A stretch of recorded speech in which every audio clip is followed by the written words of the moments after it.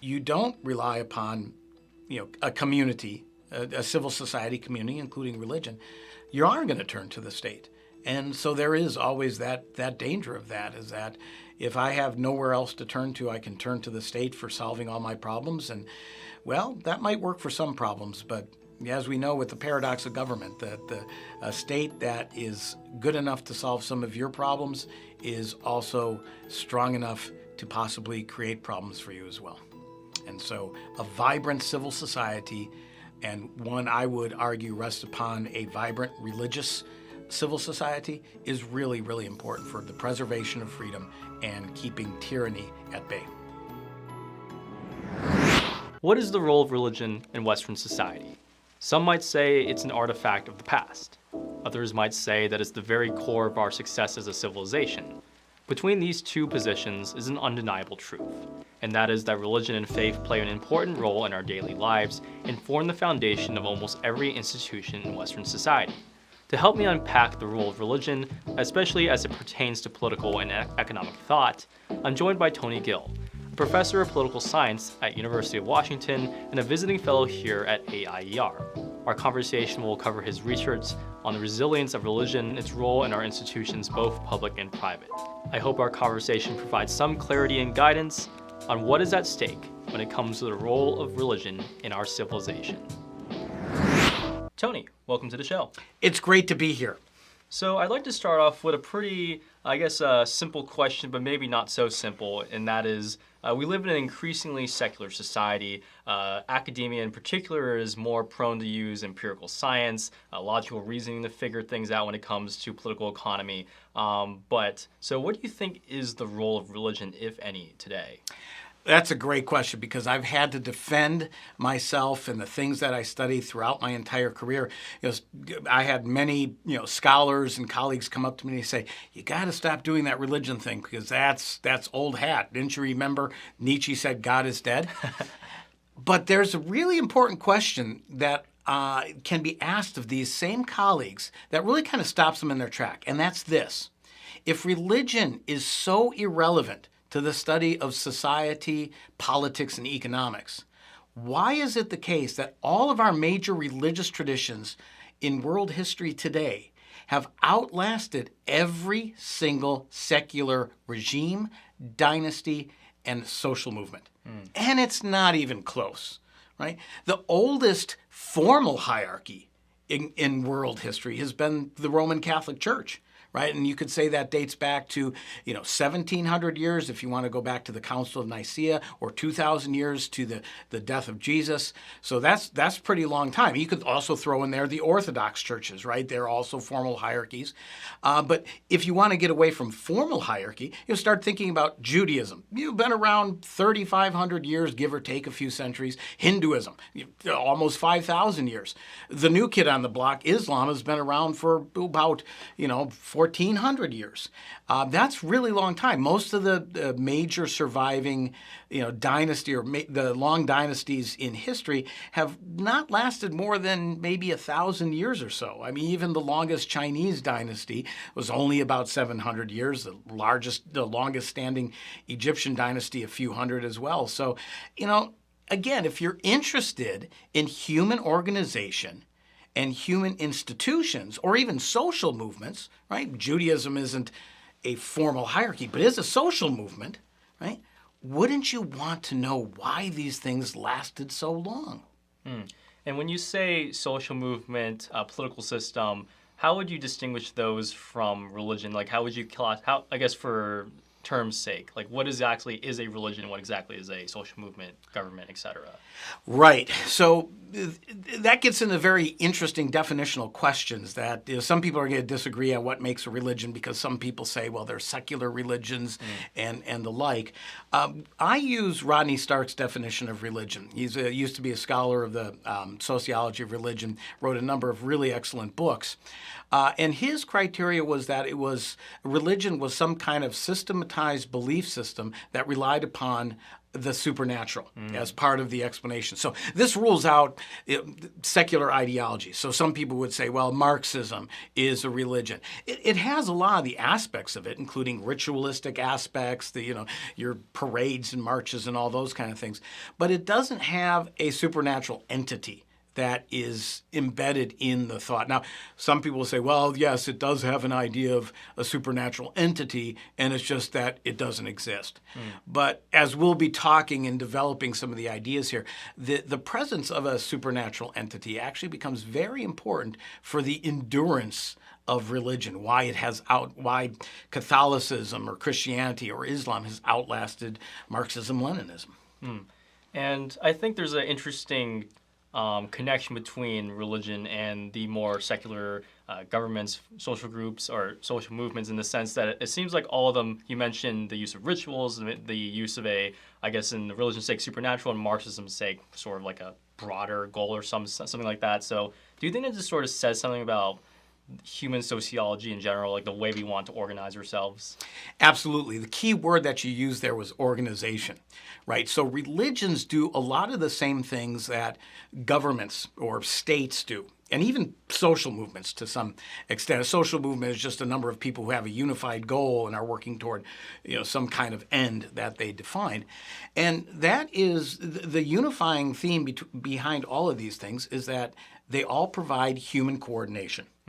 Right? You could go back to Hobbes and think about the state of nature, and human beings are, live in this world where we're, very uncoordinated, and life becomes solitary, nasty, brutish, and short. Well, that's not exactly the world we want to live in. So human beings need some kind of coordination, or another way of saying it is governance. And we think of governments as providing governance. They create laws, and they have people that monitor those laws, the police force, and they have systems of judicial review that punishes people if they violate those laws. So government, and for most of my political science students and a lot of political economy scholars, they think of government as the main way that human beings actually organize themselves. But wait, is this what religions do as well? Right now, not a single personalistic religion. I could be a religion unto myself, and that helps me coordinate my behavior. But we're talking more social religions and kind of the typical definition of what everybody thinks a religion is. So Christianity, or maybe more specifically Protestantism, or something like that. Religions provide a system of rules that basically help coordinate human beings. Okay, they answer some big questions like, why are we here? What are our origins? But there's a lot of thou shalt do this and thou shalt not do that. And if everybody signs on, or at least a large portion of a population signs on to the rules and the norms and the beliefs of this religion, we can actually communicate and coordinate our behavior much easier. We can trust one another. It's like, well, you're a Catholic, I'm a Catholic, so we have something in common. We know all that thou shalt do this and thou shalt not do that. And I see you practicing the same kind of rituals that I practice. So we have something in common, and that allows us to engage in relationships, including economic relationships and trading and things like this.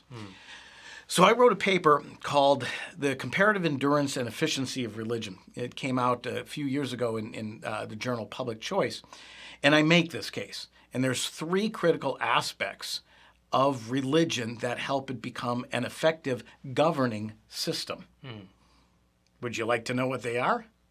Well, I guess I have no choice. Okay, right. So there's three different things here. We'll go through them one by one. One we've already hinted at, and that religions provide public goods. And again, in political economy, this is what most scholars think about the role of government. Governments provide public goods, which are goods that nobody would provide on their own. The marketplace can't provide it. And so we need some kind of cooperative effort. And government's really good at forcing people into doing that. They say, we're going to, build roads, or we're going to, defend our system with, airplanes and all that kind of stuff. But you all got to pay for them, so they're going to coercively collect taxes and force everybody essentially to cooperate.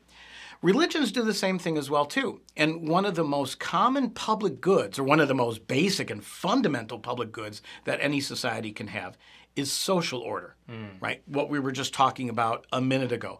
You need to have an agreement on what the basic rules of society are. Right? Who has what, where, when, why, and how they can dispose of it. As political economists would say, basic property rights.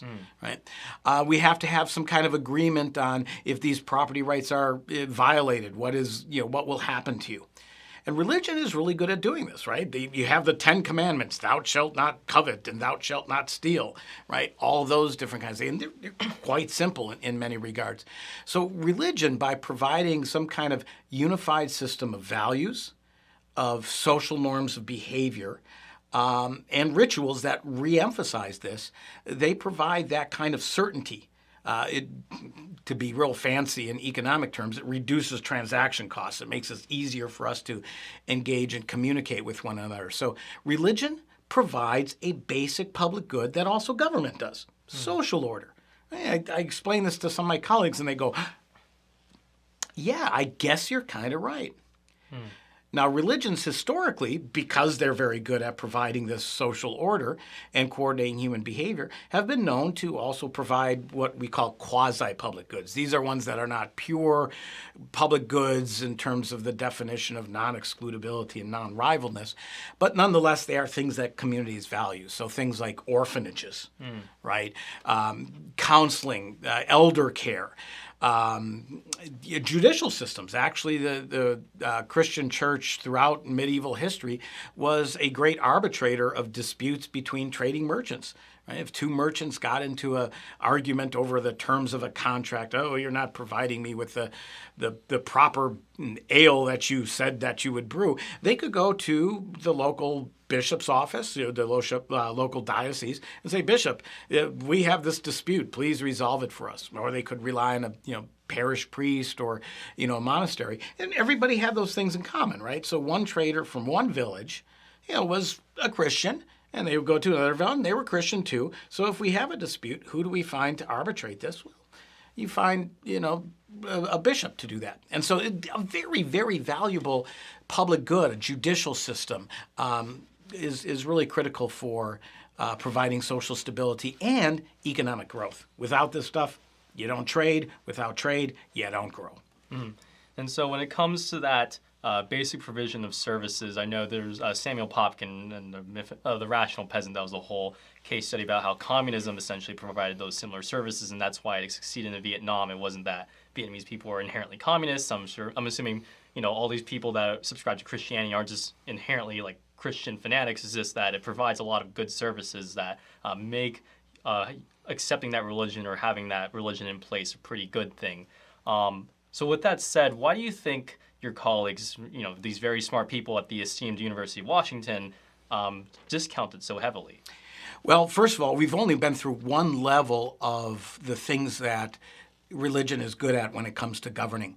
And as you pointed out here too, well, in Vietnam, communism served as that. Yes, there's any number of systems of rules, property rights, that could actually serve to coordinate society, communism being one of them. So far, religions provide public goods, but so do governments. There's really kind of no difference between the two that would explain why religion is outlasting secular regimes. So there we have to go to the next two characteristics of religion. And the second one of these is that religion actually provides a system of governance that allows for local governance. Now, this is going to be very surprising, right? When I talk about governance, I mean federalism, right? Getting decision-making down to the lowest possible level. And a number of scholars such as, James Buchanan and Gordon Tullock have hailed the importance of local governance and of federalism. Try to get the solutions to problems at the most local level where it has the most impact. And Catholicism has this term of subsidiarity in it, and all other religions do this as well. Well, the way that religions are set up and this is all kind of the major religions, especially the Judeo-Christian religions, is that things are practiced at the local level. So communities come together on a regular basis and you perform a number of rituals, right? So they gather in their parish, they gather in their synagogue or mosque. They go through the rules repeatedly. You could say a constitution in terms of, like a secular government would have, but also a covenant. They often tell you it's a covenant with God. These are the rules. Follow these 10 commandments and perform these rules, and these they might have separate dietary rules and all these things. So people gather on a regular basis to actually remind themselves what the rules are. And in doing so, they start to take some ownership of those rules, right? We're reminded of this kind of stuff, and also provide the community which helps to monitor and punish these things too. So even though you could take a very hierarchical church like Catholicism, right, where there's a pope at the top, and he's so much at the top he even wears a pointy hat, right? And you could say, well, all the orders are coming from on high. But the parish level is very dynamic. And so people remind themselves, okay, this is why we're in this faith community. These are the rules and the social norms that we need to adhere to and the values we need to adhere to. And if anybody is kind of breaking the rules or getting a little bit off kilter, it's the community that actually kind of comes in and helps them. Obviously, the clergy helps to coordinate and do this kind of thing. But it's really kind of neat to have local governance, right? People practicing this, they participate in the parish. Sometimes, lay people, rotate in the leadership and do these things. They build up skills that helps them to communicate with one another. Again, oftentimes led by a clergy, so I'm not saying it's entirely anarchic or anything like that. But that allows people to do two things. One, as I mentioned before, they can harness local knowledge to solve local problems. Which is very Hayekian, idea that people have local knowledge, they know what the problem is, they know what the solutions are, and can adjust accordingly. The second thing that is very important is that they can kind of adjust the system of punishment according to the situation. Right? So they have local knowledge, they can adjust the system of coordination, and that allows for greater collective action. Right? Churches and any kind of religious organization throughout history have really been a source of collective action. You look through some of the greatest, social movements, quote unquote, secular social movements, and you'll find the fingerprints of religion all across them. So abolitionism, prohibition, taking away the booze, the women's suffrage movement. Right? People go, oh, that didn't have anything to do with religion. No. Actually, the women's suffrage movement had a strand of it that was very evangelical. And people go, no, that can't be the case. We know evangelicals don't, like women's rights or anything. I go, think about this. Why did evangelicals promote, women's suffrage? It's because they wanted them to vote and to vote away the guy's booze. It was happening right around Prohibition. So, okay. But civil rights movement and throughout history, religion has been very good at harnessing collective action. So that's the second thing. The first thing was that religions provide public goods. The second thing is that they provide a system of governance that allows for local control or federalist control or federalist governance, I should say, or subsidiarity. So when it comes to the last point of my question, why do political science professors tend to discount the role of religion? Is it primarily they just don't like how old it is, how there's parts of it that are not empirical? Is that sort of the skepticism? And this is what leads me to the third point of endurance. So that's a great question. The reason I think they're very skeptical is because the third thing I say that's very important for the endurance of religion is that there's a supernatural entity. Now, scholars are very smart, right? We like to do scientific method. We like empirical observations. And we're so smart that we don't have to rely upon some kind of supernatural God to explain everything for us, even if we don't understand everything. Eventually we will, because we're smart critters, right? So God falls out of the equation. And the really big, crucial difference between secular governments and dynasties and social movements versus religious confessions is that there's the presence of the supernatural entity here. And this becomes important, I argue, is because the supernatural entity acts as a neutral arbitrator and final arbitrator of all disputes.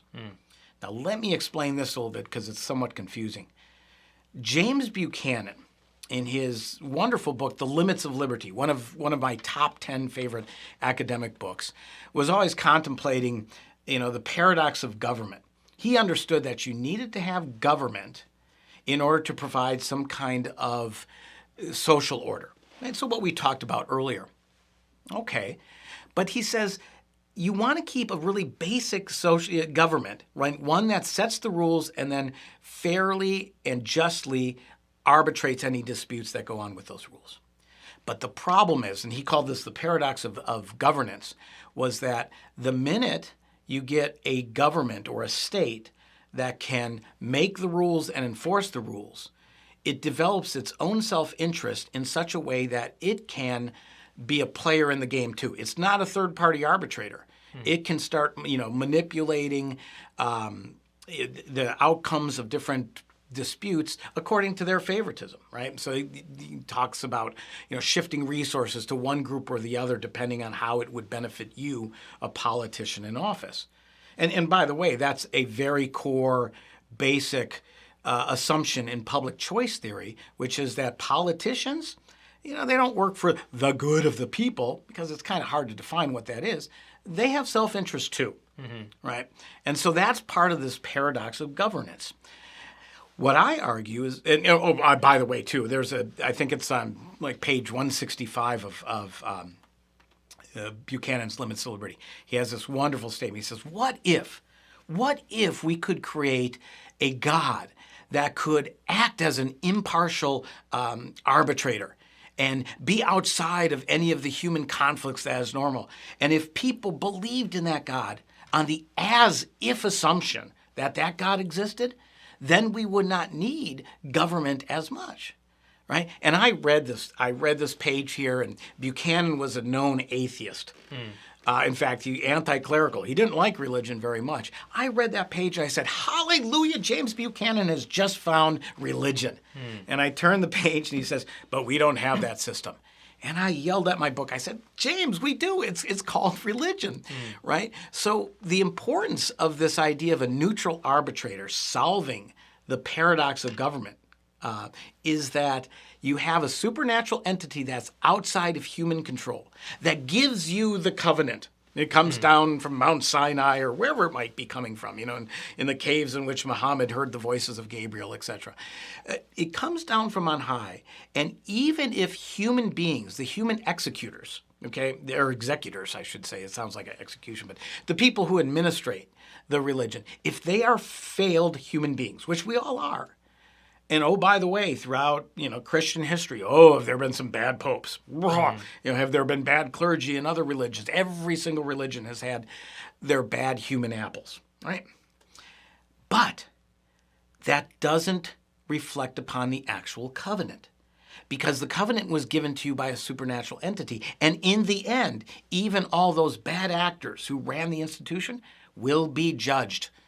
Judgment day is coming at the pearly gates or wherever it may be, and they will be punished. And if you feel secure that will happen, and to loosen it up a little bit in Buchanan's terms, as if everybody thinks that happens, then the system of governments doesn't fail because of the failings of the human being.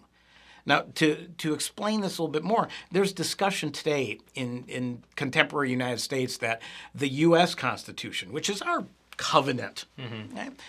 It's a secular one. It was written by people. We can identify who they are, right? John Adams and all those, James Madison and all those folks, right? Well, many people are saying they were failed human beings. They were slaveholders. They were horrible in their financial transactions. And because of the failings of the human being, maybe that document is not good. Maybe we need time to tear up the contract. But in religion, the contract was given to you by a perfect being, a supernatural entity, and you can't question that. So the contract, the covenant, can outlast the failed human beings that execute it. And this is the reason that I say religions have had the staying power much more than any other type of regime. Take the Soviet Union. Based on Marxism, Leninism, you could say, well, that's kind of religion. Yes, but it was written by Karl Marx. And by the way, the people who wrote this and created the rules, they're there in flesh and blood in person. And after about 70 years, people said, this isn't doing us really good. So maybe the Constitution that was written by these failed human beings needs to be ripped up. What you have, fall of the Berlin Wall, collapse of the Soviet Union. So I want to pose, essentially get your reaction to two extremes of religion or no religion. So the first point would be, many people might hear what you have to say and think, okay, great, religion sounds amazing. Why not? But you're also a supporter of the separation of church and state, religious freedom. You've written some papers on how that's important. So why not have a religious superstate, such as like the Catholic integralists? That's sort of a conversation these days. Why is it important that we actually separate a religion and the state? Excellent question. And this is how I finish off the paper. And as you mentioned before, it gets into many of the other things I've written. Remember that Buchanan talks about the paradox of government. And he says secular governments always fall prey to this kind of thing. Religions benefit because they have that supernatural entity. But here's the problem. If religions hook their wagon to the horse of the government, they're going to start basically destroying their own institution with the failings of the government. And all governments fail. Right? They're going to have imperfect human beings. There's going to be corruption and stuff. And if a religion becomes too closely tied to that, it really wanes their power. It deteriorates their power. Religion is the strongest when it's separated from secular ruling power. And it's the strongest when you allow individuals who are members of that religious community to actually participate in it in a way that is what we would call civil society, right? It's not the government per se, but it's individuals as neighbors, creating the rules, participating in the rules, or basically reproducing the rules, reminding each other what the rules are, and enforcing those rules. Governments don't do that. Governments rely upon coercion, whereas civil society, it's a little bit more soft coercion. Now, and people are, I'm sure, folks out there are saying now, yeah, Professor Gill, all those wars, don't you forget those witch trials and the Spanish Inquisition. Yeah, that was the government acting in many ways like a state and hooking its wagon to the state. Creating a lot of different problems. And not surprisingly, I've seen this throughout Latin America too, when the certain Catholic churches became very, very wedded to authoritarian governments. People stop listening to them. It says, if we're supposed to trust you with our spiritual soul, and you're selling out to these brutal dictators that are harming our interest, how can I actually even believe in you, right? And so religion is best when it is separated from the government, and religion flourishes when there's more religious liberty. And this is surprising too, because people have said, well, if there's lots of religions around, which one is going to be correct? And I go, well, at a certain level, all religions have this kind of respect for that there is a divine entity. Right?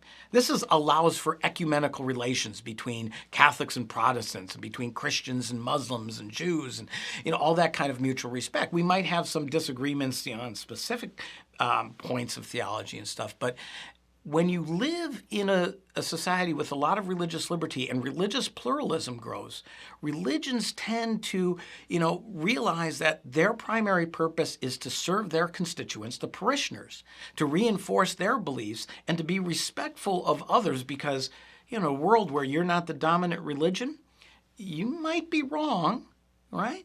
You might have to give some kind of level of tolerance to others and respect for their beliefs. And that is the environment in which religion actually flourishes. When you get a state church, it's so tempting for the religious leaders to say, I want all of the non-believers to banish them, get rid of them. And that really it's not the loving Christian way, or loving Christian, Jewish, Muslim, Hindu, Buddhist way of actually proselytizing a religion. You need to convince people in their heart and soul, not force them to do that. When you force them to do that, religion tends to lose its power. And so I guess on the other extreme, a completely secular state. And today we're seeing a drop in religiosity. America's less Christian than ever. And many people might say, well, not everyone's going to church. People are smoking weed. People are doing drugs. Everything's fine, right? The economy's booming. Everyone seems pretty happy.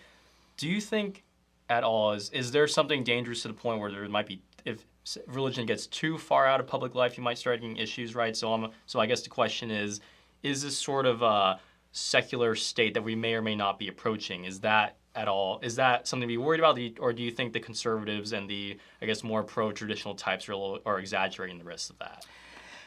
A lot of all of those things. That's a really good question. And I have several answers to this. First of all, I do think religion being interwoven through the fabric of civil society is very important. Again, I made the case that religion should not get involved in politics and in secular government because I think that can be very dangerous. They should focus on preaching their faith, winning people over to their faith, and building strong communities at the grassroots parish congregational level.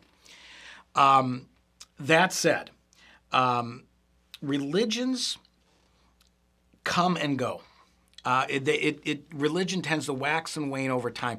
And I know so many people are like, oh, the United States is so secular now and it's really horrible. And, you have conservative evangelicals, on the TV warning, oh, we're in a state of complete religious decay.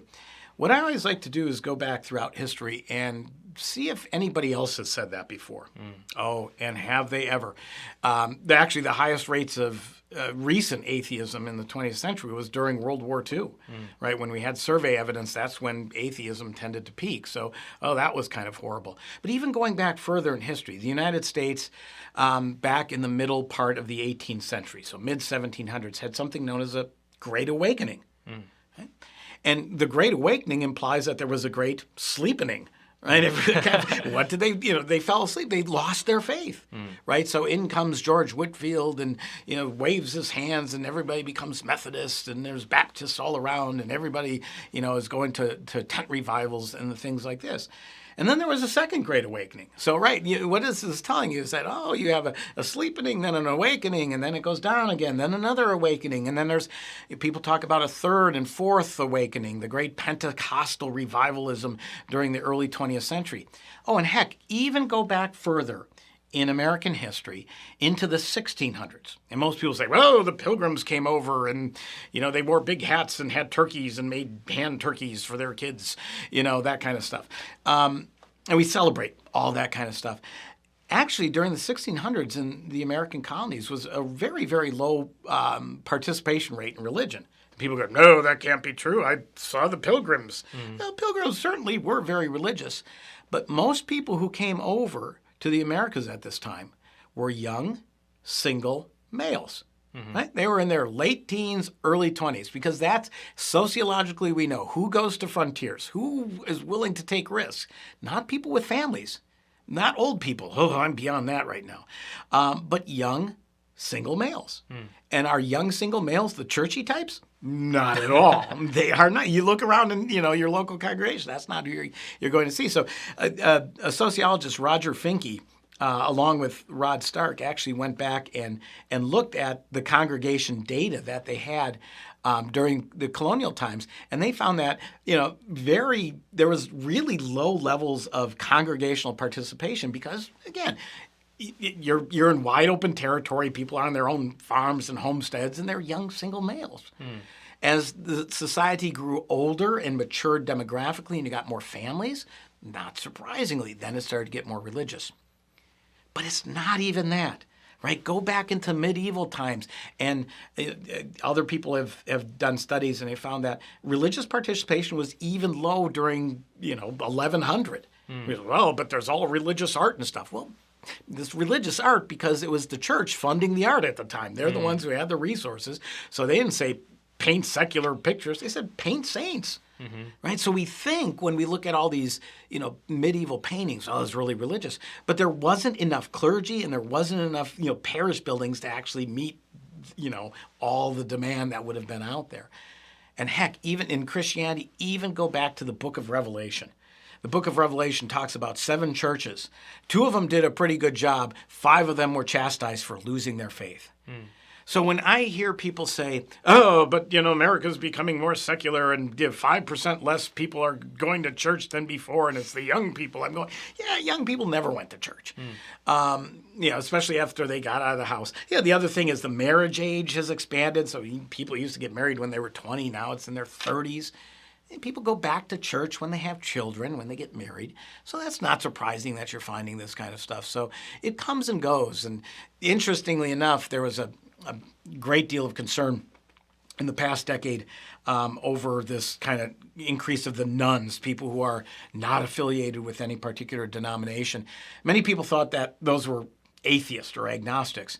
The level of atheism and agnosticism didn't really change. It's just people said, I'm not really connected to institutional church.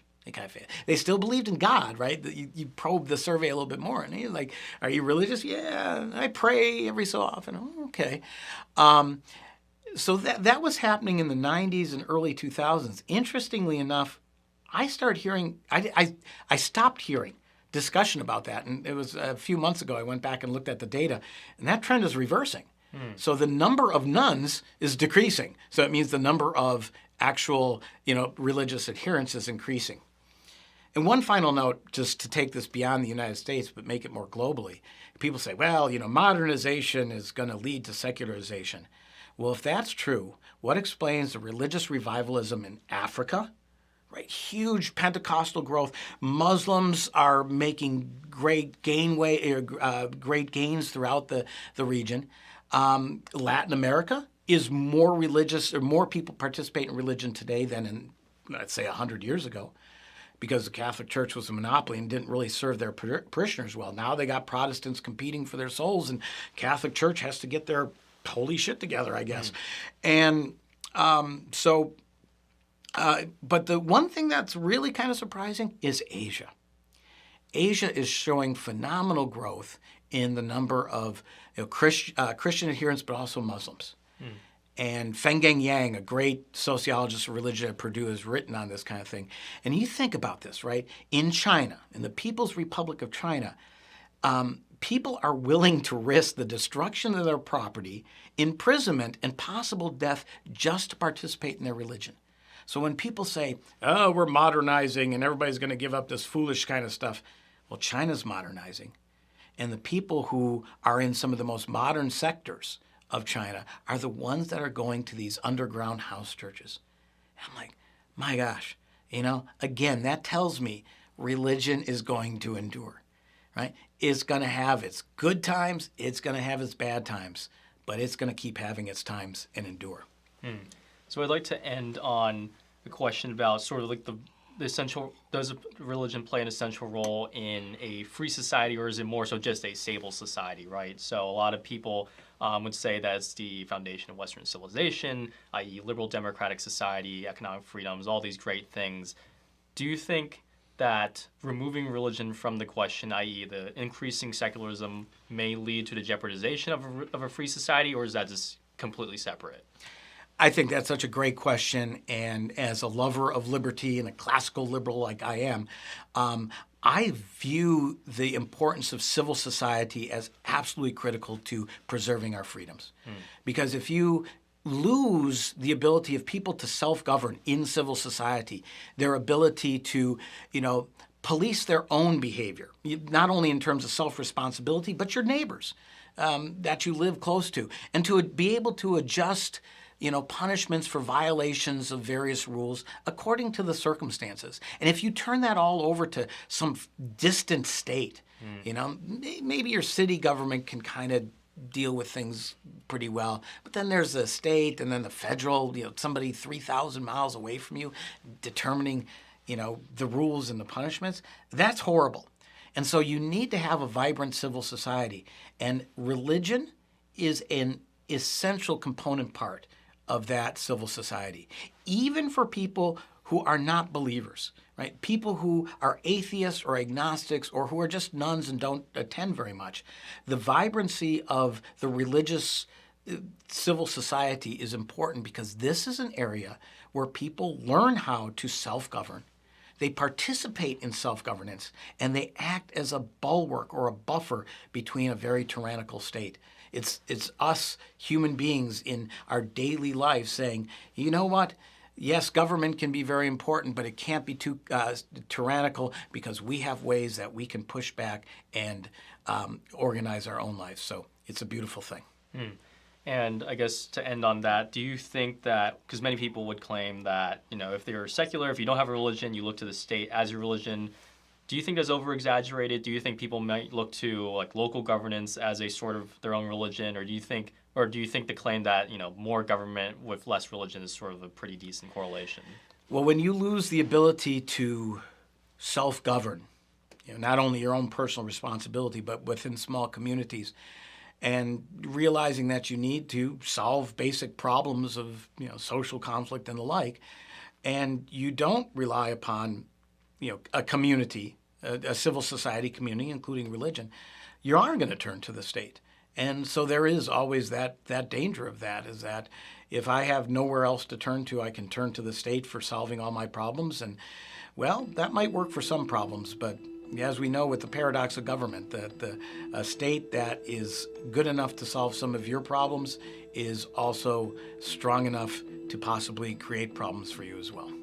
And so a vibrant civil society, and one I would argue rests upon a vibrant religious civil society, is really, really important for the preservation of freedom and keeping tyranny at bay. Tony Gill, professor of political science at the University of Washington and a visiting fellow here at the American Institute for Economic Research. Thank you so much for joining us on the show. Thank you for having me here. Wonderful.